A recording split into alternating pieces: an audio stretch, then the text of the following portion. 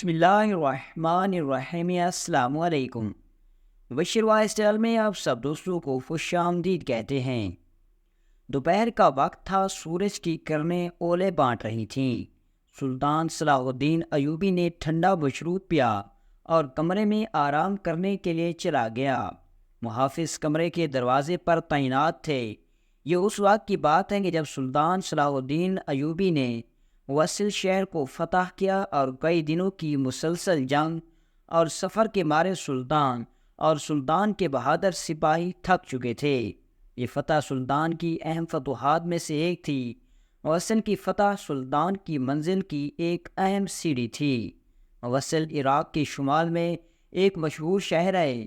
یہ دریائے دجلہ پر آباد ہے اور زیادہ تر کرد لوگوں پر مشتمل ہے۔ یہ ترکی اور شام سے قریب ہے۔ صوبہ نینوا کا دارالحکومت ہے۔ اس کے قریب ہی پرانے نینوا کے کھنڈر ہیں۔ زنگی خاندان کا آغاز یہیں سے ہوا تھا۔ سلطان صلاح الدین ایوبی کمرے میں آرام فرما رہے تھے کہ علی بن سفیان نے آ کر دروازہ کھٹکھٹایا۔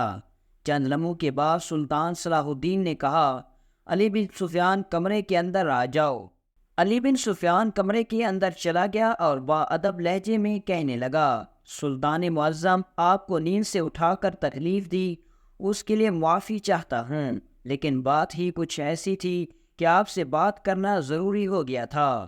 سلطان صلاح الدین ایوبی نے کہا، علی بن سفیان، تم یہ بات اچھی طرح جانتے ہو کہ ایک سلطان کی زندگی اپنی رعایا کی قرض دار ہوتی ہے۔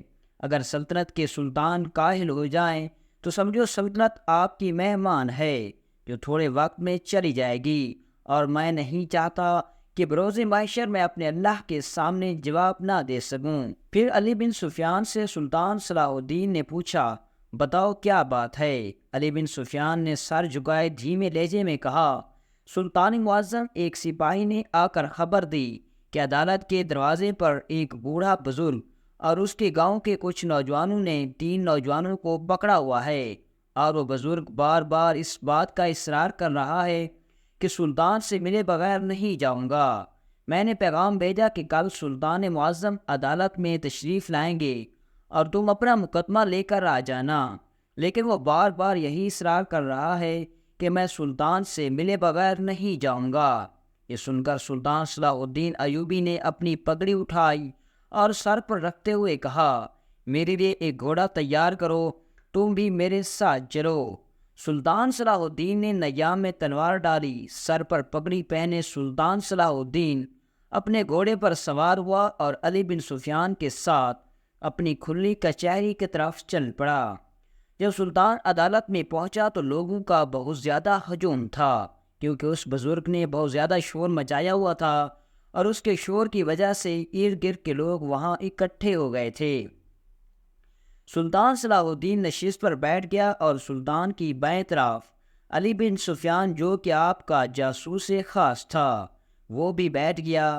علی بن سفیان کہنے کو جاسوس تھا، لیکن سلطان کا سب سے وفادار انسان تھا۔ علی بن سفیان ہر مشکل وقت میں سلطان کو آنے والی ہر مصیبت کے بارے میں آگاہ کرتا۔ وہ تجربے کار آدمی بڑی بڑی جنگوں کی حکمت عملی میں سلطان کی مدد کرتا۔ اب سلطان صلاح الدین ایوبی نے حکم دیا کہ بزرگ کو میرے سامنے حاضر کرو۔ جب بزرگ کو حاضر کیا گیا تو بزرگ بری طرح رو رہا تھا اور خستہ حال کپڑے، بال اجڑے ہوئے اور پیروں میں جوتی بھی نہیں تھی۔ سلطان نے بزرگ سے پوچھا، بابا جی بتاؤ، یہ تمہارا حال کس نے کیا اور تمہارا مسئلہ کیا ہے جس کی وجہ سے تم نے اتنے بڑے ہجوم کو اکٹھا کر رکھا ہے؟ تو بابا جی روتے ہوئے کہنے لگا، سلطان معظم، میری ایک اکلوتی بیٹی تھی جو میرے لیے سب کچھ تھی، میری دنیا، میری دولت، سب کچھ وہی تھی۔ پہلے میں خود نہر پر جا کر پانی بھر کر لایا کرتا تھا، لیکن بدقسمتی سے چند دنوں سے میں بیمار پڑ گیا، جس کی وجہ سے میں پانی بھرنے کے لیے نہیں جا سکتا تھا۔ تو مجھے تکلیف میں دیکھ کر میری بیٹی پانی بھرنے کے لیے نہر پر جاتی تھی، لیکن آج دوپہر کے وقت مجھے بہت زیادہ شدت کی پیاس لگی تو میں نے اپنی بیٹی سے پانی مانگا، تو اس نے کہا، بابا جی پانی تو ختم ہو گیا ہے۔ تو میں نے اپنی بیٹی کو کہا، بیٹی پیاس بھی بہت زیادہ لگ رہی ہے، لیکن ابھی جانا نامناسب ہے۔ تو یہ سن کر میری بیٹی گھڑا اٹھائے نہر کی طرف چل پڑی اور ادھر اس کا میں انتظار کرتا رہا، لیکن زور کا وقت ہو گیا لیکن میری بیٹی واپس نہ آئی۔ میں اپنے گھوڑے پر سوار ہو کر بڑی مشکلوں سے نہر کے کنارے پہنچا تو میری بیٹی وہاں موجود نہیں تھی۔ وہاں نہر کے کنارے اس کا مٹکا ٹوٹا ہوا تھا اور ان تینوں نوجوانوں کے ہاتھ میں میری بیٹی کا دوپٹہ تھا، اور مجھے شک نہیں، پورا یقین ہے کہ انہوں نے میری بیٹی کے ساتھ زیادتی کی اور زیادتی کرنے کے بعد اس کو نہر میں دھکا دے دیا اور میری بیٹی ڈوب کر مر گئی، اور ابھی تک اس کی لاش کا کچھ بھی نہیں پتا۔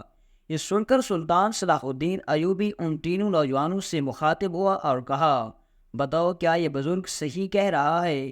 تو ان تینوں نے کہا، سلطان معظم، ہم نے اس کی بیٹی کو قتل نہیں کیا، اس کی بیٹی پھسل کر نہر میں گر گئی۔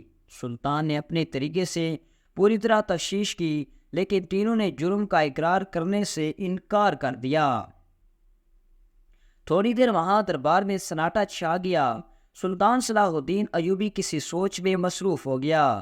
تمام درباری سلطان صلاح الدین ایوبی کی طرف نظریں جمائے بیٹھے تھے کہ سلطان کی حکمت عملی کیا ہوگی، لیکن سب لوگ جانتے تھے کہ سلطان صلاح الدین ایوبی قاتل کو پکڑنے کے لیے کوئی نیا طریقہ نکالے گا، اور ایسا ہی ہوا۔ تھوڑی دیر سوچنے کے بعد سلطان صلاح الدین ایوبی نے بزرگ کو اپنے پاس بلایا اور اس کے ساتھ تھوڑی دیر سرگوشی کرنے کے بعد سلطان نے ایک سپاہی کو حکم دیا اور کہا، جاؤ اور 3 مختلف حجم کے مٹکے لاؤ۔ سلطان کا حکم تھا، فوراً حکم کی تعمیل کی گئی اور 3 مختلف حجم کے مٹکے حاضر ہو گئے۔ سلطان صلاح الدین ایوبی ان تینوں نوجوانوں سے مخاطب ہوتے ہوئے کہا، اگر تم بتا دو کہ اس بزرگ کی بیٹی کے پاس ان تینوں میں سے کس حجم کا مٹکا تھا تو تم میں سے جو بھی بتا دے گا میں اس کو چھوڑ دوں گا اور باقی 2 کو سزا دے دوں گا۔ یہ سنتے ہی 2 نوجوان سوچنے لگے، کیونکہ اگر انہوں نے غلط بتایا تو سلطان مجرم قرار دے کر پھانسی پر لٹکا دے گا۔ ابھی وہ دونوں سوچ ہی رہے تھے کہ ایک تیسرے نوجوان نے کہا، سلطان معظم، اس حجم کا مٹکا اس بزرگ کی بیٹی نے اٹھایا ہوا تھا۔ یہ سن کر سلطان صلاح الدین اپنی جگہ سے اٹھا اور تلوار اس نوجوان کی گردن پر رکھتے ہوئے کہا، بے وقوف انسان، تم ہی قاتل ہو اور تم ہی نے بزرگ کی بیٹی کو قتل کیا۔ سب لوگ حیران و پریشان ہو گئے کہ سلطان نے ابھی تو کہا کہ جو مٹکے کا بتائے گا وہ مجرم نہیں ہوگا، لیکن اب سلطان اس کو مجرم ٹھہرا رہا ہے۔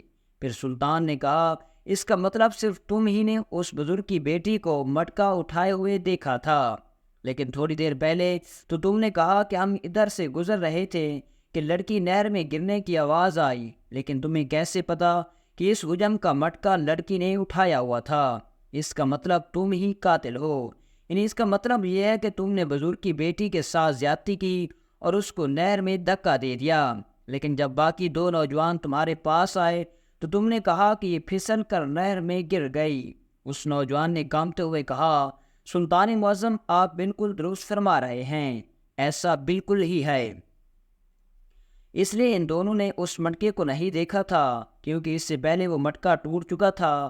نہر میں دھکا دیتے وقت اس کا دوپٹہ میرے ہاتھوں میں رہ گیا۔